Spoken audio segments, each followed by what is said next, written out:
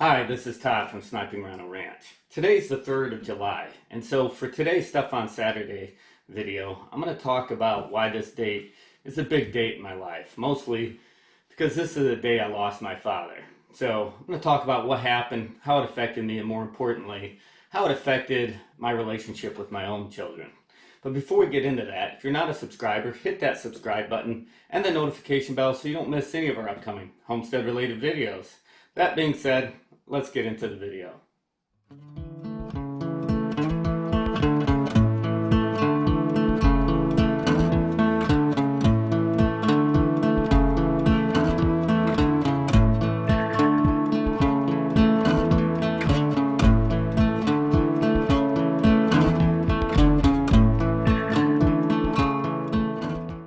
Okay, so what happened with my dad? Well, when I was 13 years old, my dad caught the flu. And at the time, it was about 2 people a year when they caught the flu. Instead of it attacking their digestive system or whatever, it attacked their heart, which caused my dad's heart to expand to like 5 times its normal size or something like that. That really affected his health. And so there was this long stretch as he was sick all the time. In fact, a couple times they had told us he wasn't going to make it through the night, but he did. And so he ended up on the heart transplant list. And he ended up in the hospital. They said, hey, he's not going to make it through the night, and a heart became available. So he was rushed into surgery and had his heart transplant. There was some complications after that. They basically give you some pills to destroy your immune system so your body doesn't attack the new organ. And he ended up with 10 rejection, which is full rejection. At the time, I believe he was the first person to ever have full rejection of the organ by his body and still survive. And so it was just a tough time for our family, especially when you're 13. But we got through that, and life started to get back to normal. But when you have a big surgery like a heart transplant, stuff like that. I mean, if you get a cold or something like that, they want you to come into the hospital and get checked out. So he did that. He was sick, nothing too big. Went in there and went to the hospital. And it wasn't a big deal, just a routine thing. He wasn't even on an emergency ward. He was just, a normal ward in a room under observation. And apparently what had happened is he had like the mumps as a kid, and then some disease that anyone who's ever owned a cat has. It's really minor. But that combination had created a fungus on his heart that as his heart beat, it created a rhythm that was in sync with his heart. And his heart skipped a beat, and that rhythm kind of went off and started going against his heart and ended up causing him to die suddenly. In fact, my mom was in the room with him when he died, and a pretty traumatic experience. I'm not going to get into too much detail with that, but bottom line is he ended up dying in the room right in front of my mom.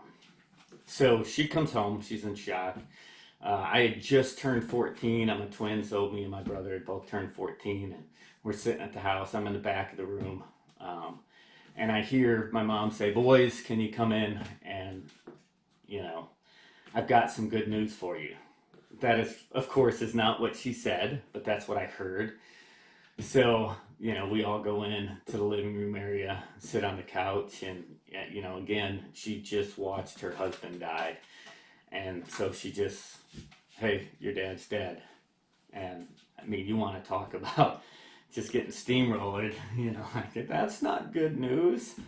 And so, when you're 14 years old, a week or two before that had been my birthday, that is a huge critical time in your life, especially when you need a father. And so, me and a couple of my brothers, we did not handle that well. You're angry at the world, you're angry at God, all these unhealthy ways of dealing with grief or with trauma, whatever.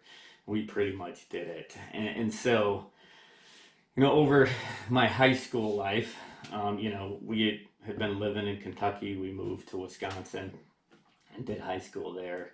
And I just had a lot of issues and a lot of problems because of rebellion, being angry all the time at losing my father. And let me be perfectly clear. I had a great life growing up. We were poor. I mean, we were dirt poor for a bunch of it. But, I had amazing parents that loved us. We never at any point felt like we were unloved or that they didn't care for us. And so I was really blessed with that.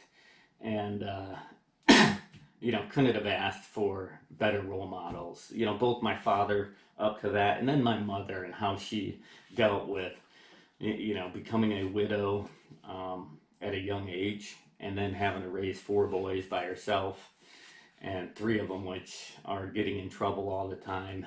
And so, she's a big role model for me as well. But, that being said, it's still really tough. My dad was 39 and growing up without a strong male figure to be that father figure we needed in our life really caused some hiccups that took me a while to get through. But, everything I did, I wanted to make my father proud. And one of the things that I wanted to do was to be the father that he was for me. And so I heard somebody say one time, your kids are going to remember all the bad you do and half the good. And, there's nothing scientific about that or anything. But it made me realize that, hey, if that's true, or if that's a good model to go for, 2/3 of the time I've got to be super awesome just to break even, to cover the bad. And so I really just wanted to be that father figure for my children that my father was for me. To be there through those difficult times, those difficult years that is tough for anybody when you're going through adolescence, you're a young teenager, and to just be there. And that's one of the reasons why, when I retired from the military, I had some pretty good job offers. A couple 6-figure job offers that paid really, really well. But I had enough with my retirement that we could get by.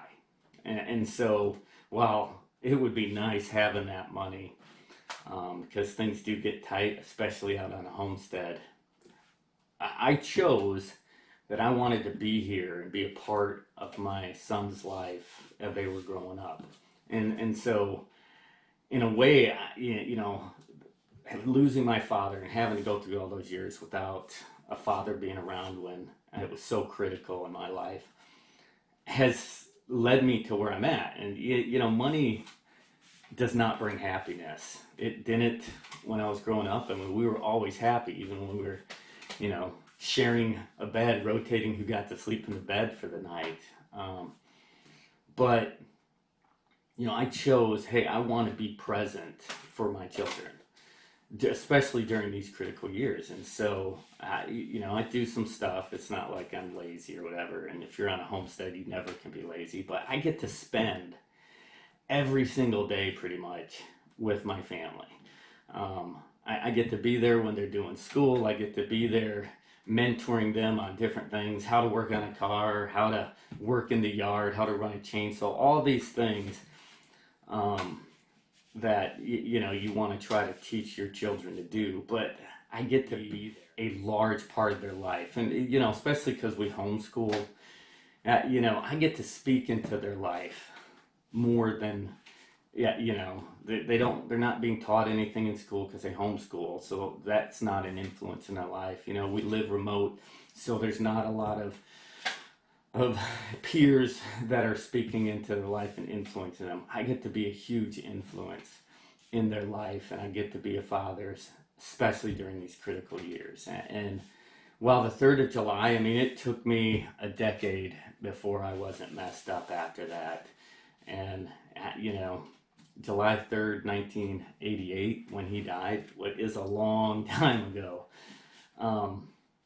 But it's changed my life and it guided my life in a way to where I get to be with my kids as they grow up in their teen years.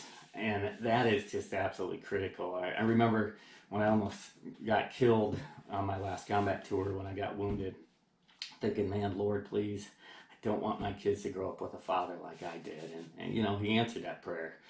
And I count that as a blessing every single day. So I know this is kind of a short, maybe you could say pointless video, but I just wanted to share with you why the 3rd of July is so critical to me. In fact, I mean, 4th of July is a big day for our country, but it never really has been that big of a day for me because of losing my father on the 3rd of July.